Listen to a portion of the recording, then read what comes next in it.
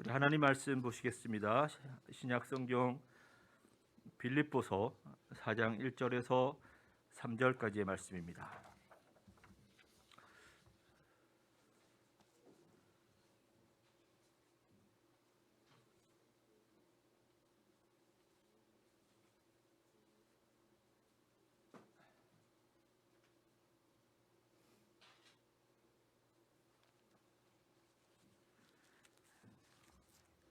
제가 가진 성경으로 신약 성경 322페이지 빌립보서 4장 1절에서 3절까지의 말씀을 함께 읽겠습니다. 찾으신 줄 알고 같이 읽겠습니다. 그러므로 나의 사랑하고 사모하는 형제들, 나의 기쁨이요 면류가 아닌 사랑하는 자들아, 이와 같이 주 안에 서라. 내가 유오디아를 권하고 순두개를 권하노니 주 안에서 같은 마음을 품으라.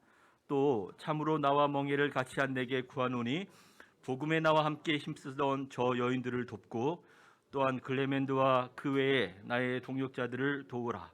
그 이름들이 생명책에 있느리라. 아멘. 신약 성경에서 교회를 이야기할 때 에클레시아라는 단어를 사용합니다. 그런데 이 단어는 구약의 카할이라는 말에서 가져온 것입니다. 카할은 영어 어셈블리, 이렇게 모으다, 집합시키다라는 뜻의 단어입니다. 민수기서 10장 7절 8절 말씀해 보시면 또 회중을 모을 때에도 나팔을 불 것이나 소리를 크게 내지 말며 그 나팔은 아론의 자손인 제사장들이 불지니 이는 너희 대대의 영원한 율례니라. 이 말씀에서 회중이란 단어와 모을 때란 말이 둘 다 카할인데요, 각각 명사와 동사로 사용이 되고 있습니다. 그런데 하나님이 이렇게 회중을 불러 모을 때 나팔을 사용해서 모으라고 하셨죠. 여러분, 이 장면을 한번 상상해 보십시오. 하나님께서 나의 백성을 모으라 라고 명령하시고 제사장들이 그 명령을 받들어 나팔을 붑니다. 그 나팔 소리를 듣고 원근 각처에 흩어져 있던 하나님의 백성들이 모여드는 겁니다. 이 모습이 바로 가할입니다. 여기에서 교회에 대해 얻을 수 있는 힌트가 뭐냐면, 교회는 딱딱하게 굳어진 건물이나 조직이 아니라 하나님이 이렇게 불러 모으실 때 그 부르심에 순종하여 나아가는 사람들의 모습 그 자체가 교회라는 거죠.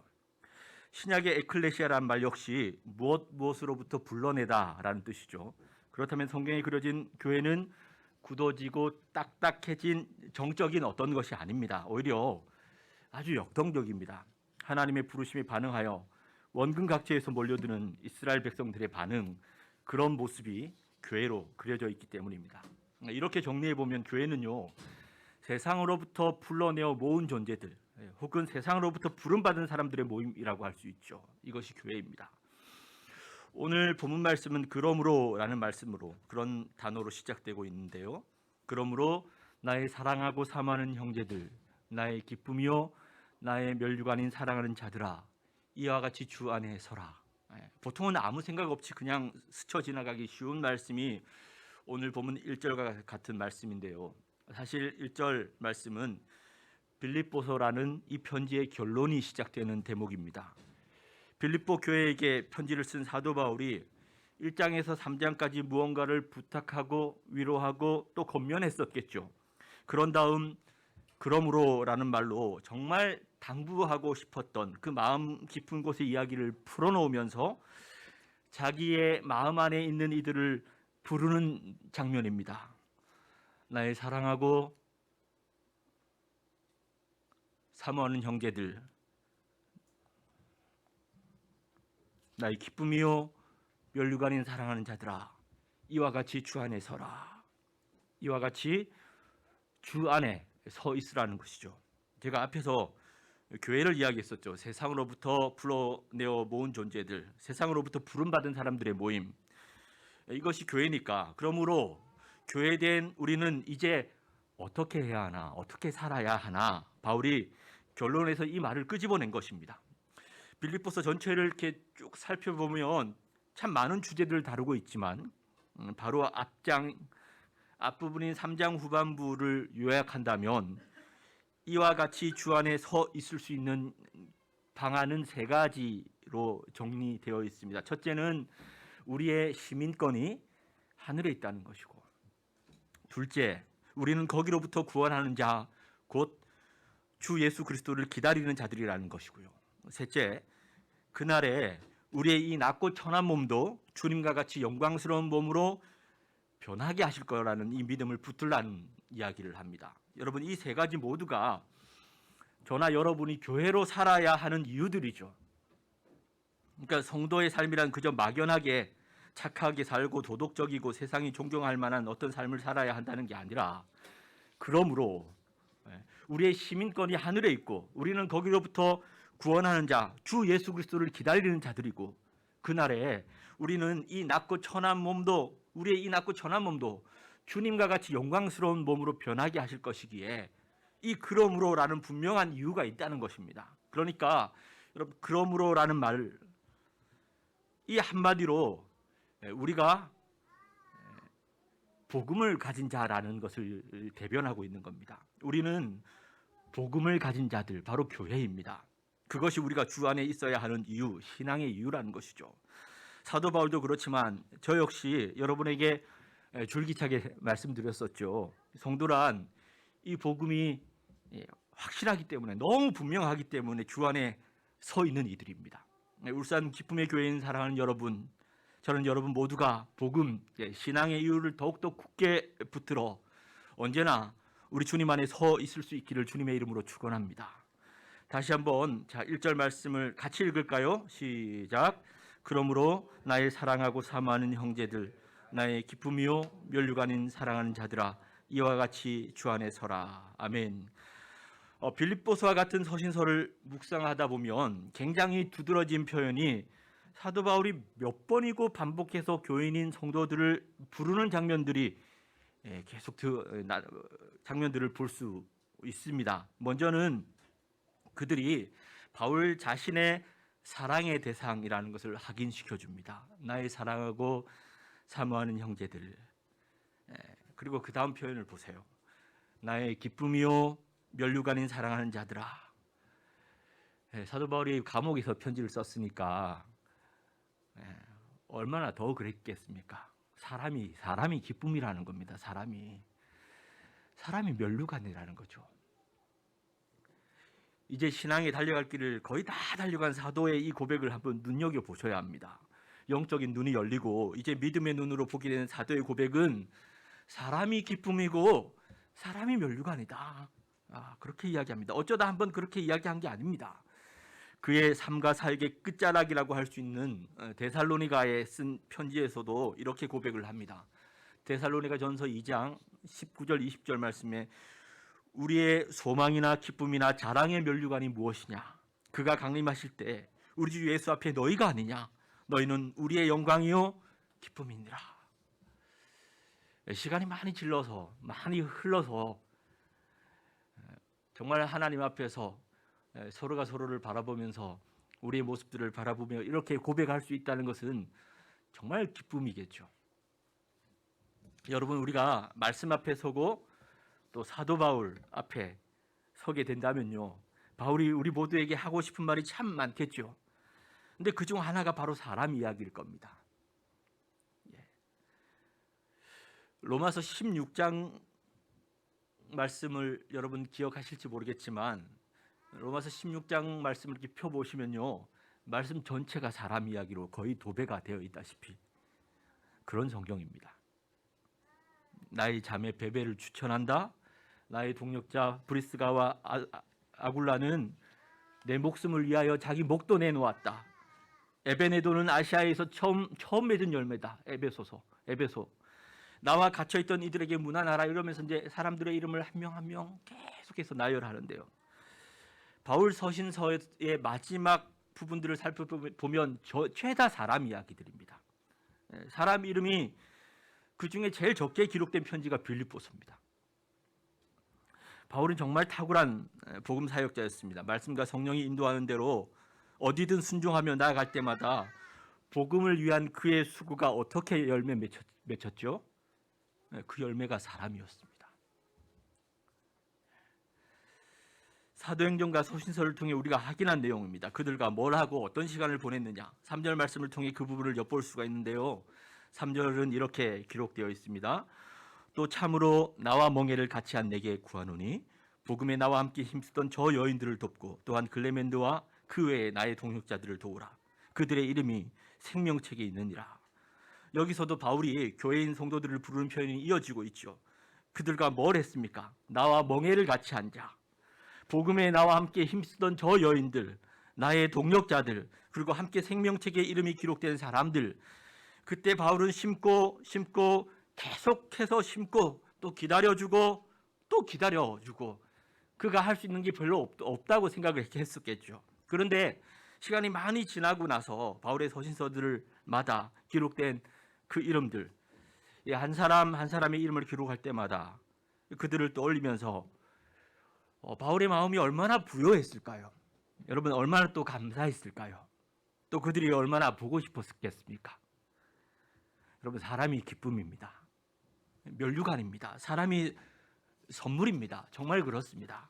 언젠가 우리의 삶을 돌아보면서 하나님이 저와 여러분 모두에게 붙여주신 사람들을 돌아보시면요, 정말 바울이 한 말이 정말 맞다고 다들 동의하실 겁니다.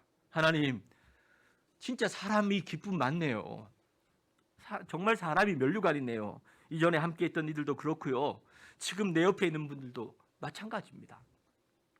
그들로 인해 우리를 부욕해 하시고 더욱 풍성하게 하시는 하나님의 일하심을 고백할 수 있는 저와 여러분이 되시기를 소망합니다. 그렇게 되기 위해, 또 그렇게 풍성하게 열매 맺기 위해 이것저것 많은 어떤 일을 하자, 그런 게 아니라 서로 돌아보아 사랑과 선행으로 격려하고 서로 돌아볼 수 있으면 좋겠습니다.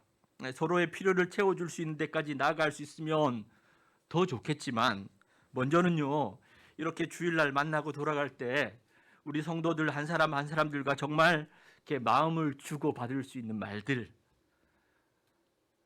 세상에서는 그런 말 못 하잖아요. 그런데 교회에서는 이런 말 할 수 있어야 되지 않겠습니까? 단 한마디라도 세상에서 나눌 수 없는 우리의 가치들을 나누고 서로의 일상을 나누고 서로의 아픔을 위로하고 격려하고, 그래도 믿음으로 살 것을, 그래도 말씀 붙들고 기도하면서 살 것을 격려하고 서로를 소망의 눈으로 바라보고, 정말 삶에 지친 사람들이 찾아와 쉬어갈 수 있는 그런 공동체, 언젠가 우리가 함께 묵상했었던 다윗의 아둘람 공동체처럼 환난 당한 모든 자, 빚진 모든 자와 마음이 원통한 자가 다 그에게로 모였는데 이들이 그 안에서 힘을 얻고 회복이 되고, 그렇게 성장해서 나중에는 다윗 왕국의 영웅들이 되고 그 나라의 장관이 되고 기둥이 되었던 것처럼 세상에서 경험할 수 없는 사랑으로 서로를 보듬어주고 평안에 매는 줄로 성령이 하나 되게 하신 것을 힘써 지키고 함께 세워져 가는 그런 여러분들이 되시기를 주님의 이름으로 축원합니다. 지금까지는 그러므로라는 복음이 교회를 주 안에 서게 하고 사람들, 즉 공동체가 주 안에 서게 한다는 측면에서 말씀을 드렸다면, 이제부터는 좀 더 실제적인 겉면입니다. 2절 말씀 같이 읽겠습니다. 시작. 내가 유오디아를 권하고 순두개를 권하노니 주 안에서 같은 마음을 품으라. 네, 유오디아와 순두개는 모두 여성입니다. 어떻게 여성인지 아냐면요, 신약 성경의 원어인 헬라어는 단어에 붙어 있는 그 어미들을 보면 이 사람이 남성인지 여성인지를 알 수가 있습니다. 유오디아와 순두개 모두 여성형 단어입니다. 바울에게 언급된 것을, 바울이 이 두 여인들의 이름을 직접 언급한 것으로 봐서 이 두 여인들은 교회 공동체 안에서 아주 유력한 인물이었음을 우리가 추측할 수 있습니다. 사도행전에 보면 루디아라는 여인, 여러분 기억하시죠? 그녀는 빌립보 교회에서 첫 번째로 성도로 기록되었고, 대부분의 신학자들은 루디아가 빌립보 교회의 지도자 가운데 한 사람이었을 것이라고 생각을 합니다. 그런 전통 때문인지 유오디아와 순두개 역시 여성임에도 아주 유력하고 영향력이 있었습니다. 그런데 어떤 이유 때문인지는 모르겠지만 이 두 사람이 나뉘어 다투고 있었던 거죠. 이것이 빌립보서라는 편지를 쓸 계기가 될 정도로 중요한 이유였습니다. 사도는 먼저 이 두 사람에게 같은 마음을 품으라고 권면합니다. 그 말은 주님께서 맡겨주신 사명을 감당할 때, 즉 우리 주님과 교회를 위해 일하면서도 마음이 나눠질 일들이 있을 수 있다는 것입니다. 생각이 다를 수 있잖아요. 사도 바울의 권면은 우리가 이뤄낸 어떤 성과나 업적 이런 것보다 더 중요한 것이 하나 되는 거라고요 말씀하는 겁니다. 하나됨을 이루는 것이 왜 중요한가? 이유는 그것이 내가 주님과 하나 되었다는 증거이기 때문입니다. 교회는 주님의 몸이기 때문이죠. 그러나 자칫 성과나 어떤 목적에만 집중하다가 보면 하나됨은 그 다음 문제가 되어버릴 때가 종종 있다는 것입니다. 여러분, 세상은요 우리의 업적과 능력, 크기와 사이즈를 보고 판단하지만 우리는 거기에 다 지쳐 있잖아요. 근데 하나님의 기준은 그렇지 않습니다. 하나님은 우리가 하나 되었나 하는 것을 보고 판단하십니다. 그것이 주님 안에 서는 것이죠. 문제는 하나됨을 이루어내는 것이 쉽지 않다는 겁니다. 언젠가 말씀드렸던 우리의 구원을 이루는 것과 같은 차원입니다. 우리의 사명과 부르심은 교회를 세우고 하나님 나라를 세우는 것이지만 실제로 이런 사명과 부르심을 주신 이유는 그것이 우리의 구원을 이루는 길이기 때문이죠. 하나 되는 것도 마찬가지입니다. 나는 주님을 위하고 교회를 위해 내려놓고 포기했다고 생각하지만 실제로는 그 일들을 통해 하나님은 우리의 구원을 이루시는 겁니다. 그 과정들을 통해. 그래서 여러분, 교회는요 항상 일이 있습니다. 마치 집안일이 해도 끝이 없는 것처럼 교회 일에도 끝이 없습니다. 하나님께서 교회 일을 매일매일 숙제처럼 주십니다. 마치 학교 다니는 학생이 숙제가 있어야 그 숙제를 붙들고 씨름하면서 공부하게 되고 그러다 보면 실력이 자라게 되는 것 같이 하나님께서 교회에 크고 작은 일들을 주시는 이유는 일 그 자체의 목적이 있는 게 아닙니다. 하나님의 목적은 성도를 그리스도의 장성한 분량에 이르게 하고 주의 몸된 교회를 세워가시기 위함입니다. 그런데 학교 선생님이 숙제도 안 주고 숙제를 냈다 하더라도 검사도 안 하고 아이들이 공부를 하는지 안 하는지 전혀 참견을 안 해요.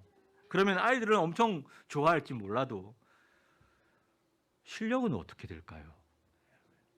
그래서 하나님은요 교회 안에 일이 끝나지 않게 하셔서 그 일들을 통해 계속해서 성도와 교회를 성장하게 하시는 겁니다. 결국 하나님의 의도하시는 뜻은 성도의 구원을 이루어내시는 것입니다. 우리는 알게 모르게 자꾸만 하나님의 뜻을 벗어나려고 몸부림치지만요, 감사하게도 하나님은 반드시 교회된 성도를 변화와 성숙으로 초대하시고 그 뜻을 이루시기 위해 계속해서 인도하십니다. 그래서 가끔은 우리가 미처 생각지 못한 시간 속에 우리를 두실 때도 있고 예기치 않았던 일들을 감당해야 할 때도 있는 겁니다. 그때 이 일을 통해 하나님께서 나를 세워가고 계시는구나. 이 일로 교회가 더 건강하게 우리 교회가 세워져 가게 되는구나. 이것을 붙들게 되면 더 많은 영적인 유익을 얻게 될 뿐 아니라 하나님의 목적도 성취하게 되겠죠. 그러니 어떤 문제로 인해 교회가 한 마음을 품지 못하게 될 때는 다시금 하나님을 바라보셔야 합니다. 생각해보면 제일 쉽게 한 마음이 될 것 같은데 참 안 되는 것이 가정이죠. 가정. 우리 모두가 공통적으로 듣는 이야기 가운데 하나가 교회만 오면 딴 사람이 된다는 겁니다. 교회만 오면 사람이 착해져요. 집에서도 교회에서 하는 거 좀 그렇게 좀 해봐. 속에서 이 말이 막 올라올 때가 있잖아요. 그죠? 우리 아빠 엄마 교회 집에서는 안 그래요. 아이들도 막 고발하고 싶을 때가 있을 겁니다. 한번 생각해 보세요. 교회에서 하는 것만큼 집에서도 잘할 수 있느냐? 참 쉽지가 않습니다. 그렇다고 집에서는 안 그러면서 왜 교회만 가면 딴 사람이 되느냐? 평소에도 그러면 내가 막 업어주고 다닐 텐데. 아무튼 고발하는 분들의 마음을 모르는 건 아니지만 교회 와서 못하는 것보다 잘하는 게 낫잖아요. 그거 가지고 뭐라고 하고 시비 걸면 안 되겠죠. 이유는 교회에서부터 시작되기 때문입니다. 교회는 말씀을 듣고 믿음을 결단하고 믿음을 연습하는 공동체가 교회입니다. 교회에서는 믿음을 연습하는 게 더 쉽잖아요. 그러니까 교회에서라도 연습을 해야만 가능성이라도 있는 겁니다. 그러니 교회만 오면 딴 사람이 된다, 착한 척한다, 그렇게 기죽이고 이중인격자 취급하듯 대하면 안 되고 오히려 격려하고 응원해 줘야 합니다. 비꼬지 말고 와 우리 아빠, 우리 엄마, 오 내 남편, 내 아내 오늘도 노력하네, 최선을 다하네, 아빠 힘내세요 이러면서 응원해 줘야죠. 그런데 중요한 것은요, 교회에서의 연습만으로 그치면 안 되고 거기에서부터 시작해서 그 믿음의 연습이 직장으로, 집으로, 개인 경건으로 점점 더 확대되어야 한다는 것이죠. 제가 지금 공동체에서부터 개인으로 이렇게 좁혀 들어왔죠. 제일 어려운 게 자기 자신은 압니다. 내가 잘 변하지 않는다는 게. 근데 대인 관계에서부터 이렇게 사람이 이렇게 변해갑니다. 그만큼 공동체가 중요하다는 겁니다.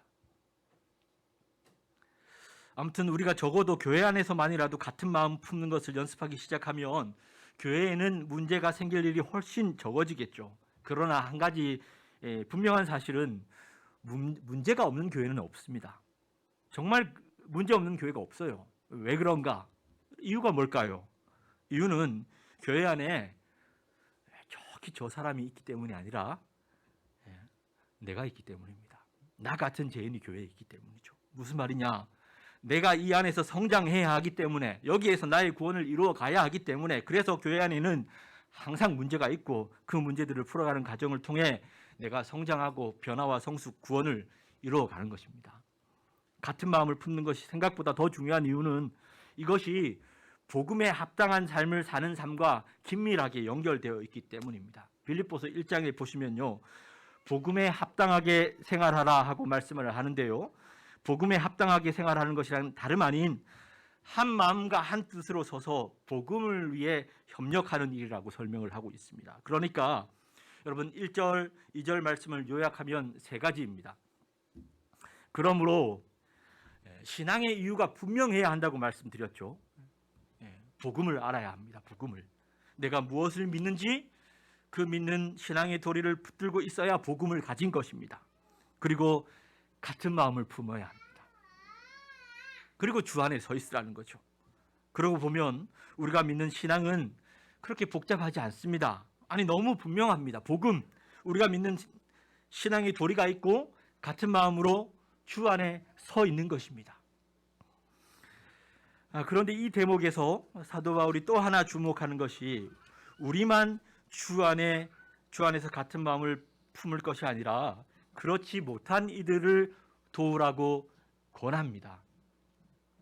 자, 3절 말씀 제가 읽습니다. 또 참으로 나와 멍에를 같이 한 내게 구하노니 복음에 나와 함께 힘쓰던 저 여인들을 돕고 또한 글레멘드와 그 외에 나의 동역자들을 도우라. 그 이름들이 생명책에 있느니라. 언젠가 목사님 부부들과 함께 선배 목사님을 찾아뵌 적이 있었는데 그때 목사님께서 이런 말씀을 하셨습니다. 목사가 어떻게 해야 목회를 잘할 수 있는지 아세요? 도와주는 사람이 많아야 합니다. 목회 잘한다고 소문난 분들이 그냥 잘하는 게 아니고 자기가 잘나서 잘하는 거 아닙니다. 다 옆에서 잘 도와주기 때문입니다. 그렇게 말씀하셨는데 정말 공감이 되었습니다. 도와주는 사람이 있어야 잘할 수 있는 겁니다. 혹시 여러분이 저를 좋게 봐주셨다면 그건 교회인 여러분들이 저를 배려해 주시고 이해해 주셨기 때문에, 같은 마음으로 함께해 주셨기 때문에 그런 거고요. 그건 새로 오실 목사님에게도 아마 마찬가지일 것입니다. 정말 돕는 분들이 필요합니다. 목회만 그런 게 아니라 신앙생활도 그렇고 좋은 교회도 그렇고 우리 삶도 다 마찬가지입니다. 드러나는 것은 어떤 한 사람이 잘하고 유능해서 그런 것처럼 보이지만 자기 능력과 자기 실력만 가지고 어떤 목적을 성취하고 무언가 달성해낸 사람들은요, 여러분 얼마나 외로울까요? 그것을 이루어내고 성공하기까지 혼자였고 그것을 계속 유지하기 위해 또 혼자 바둥거려야 한다면 과연 그게 성공이고 잘한 것인가? 그런 성공 말고요. 교회와 성도는 그런 방법으로 성공하는 거 아니죠. 네. 여러분 싱크로나이즈라고 팀을 꾸려서 수중 발레하는 거 보신 적 있으시죠?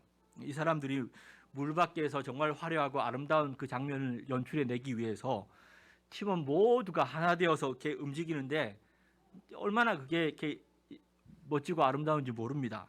그런데 그 사람들을 이렇게 자세히 보고 있으면요, 한 명 한 명을 자세히 보면 그 사람들의 이렇게 코마개를 한 것부터 시작해서 화장도 획일화되게 되어 있고 움직임 자체나 이런 것들이 자세히 보면 얼마나 좀 우스꽝스러운지 몰라요.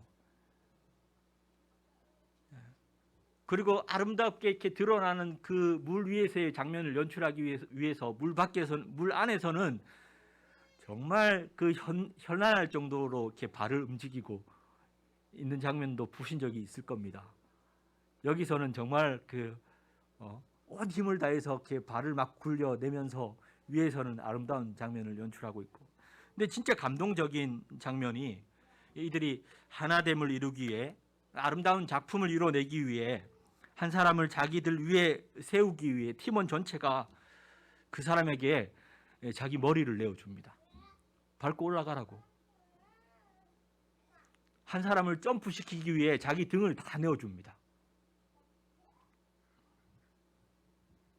여러분, 우리의 신앙을 위해 교회 공동체를 위한 그런 팀이 있다면 우리의 성장과 구원과 하나됨을 위해 그런 팀의 일원이 되고, 그래서 나보다 연약한 자를 붙들어주고 이들을 더 강한 자로 세우기 위해 서로를 도와주고 함께 할 수 있다면 그 팀의 일원이 되는 것은 이 땅에서 우리가 이루어낼 수 있는 그 어떤 성공보다 더 귀하고 값지지 않겠습니까?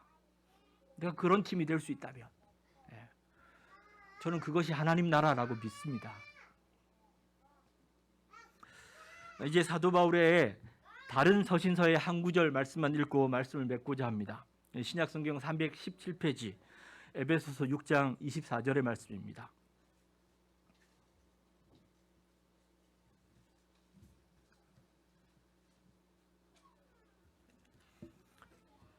(317페이지) 에베소서 6장 24절입니다.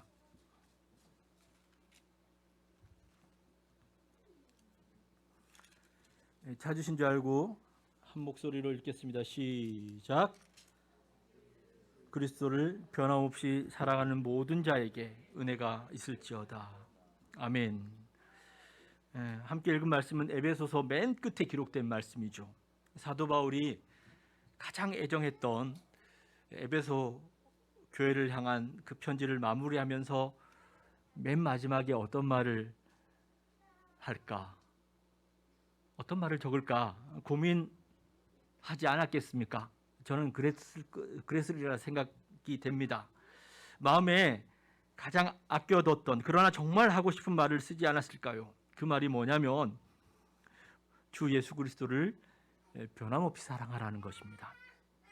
이유는 바울을 통해 이 편지를 받았던 에베소 교회나 성령의 음성을 통해 오늘 이 말씀을 받는 저나 여러분에게 있어서 가장 소중하지만 제일 방해가 많은 부분이 바로 이 일이기 때문입니다.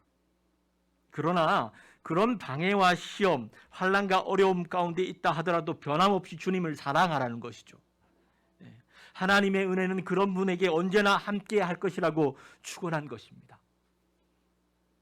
바울은 정말 끝까지 주님을 사랑했습니다. 로마에 가면 바울 순교 기념교회가 교회들이 꽤 많이 있다고 들었는데요. 바울이 참수당하기 직전에 그 감옥이 현재는 교회가 되어서 하늘계단 교회라는 이름이 붙여져 있고요.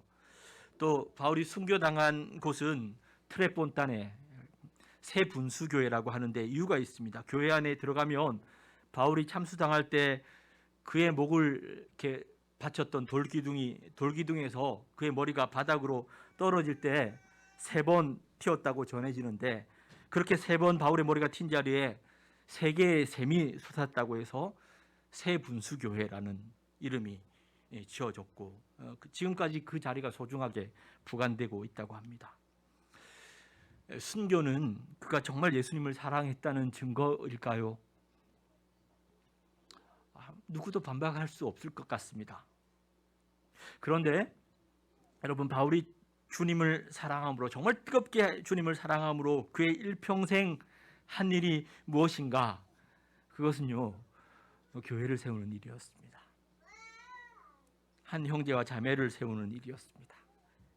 그게 주님을 만난 다음 바울이 평생 한 일의 전부였습니다. 사람을 세운 것이죠. 그러니까 사도 바울이 예수님을 사랑했다는 진짜 증거는 사실은 순교가 아니라 교회를 세우는 일이었습니다. 순교는 사도 바울의 결말이죠. 평생 교회를 세우다가 마지막에 그렇게 간 거죠. 그렇게 부르신 거죠. 이제 그 바통을 저와 여러분이 넘겨받은 것입니다.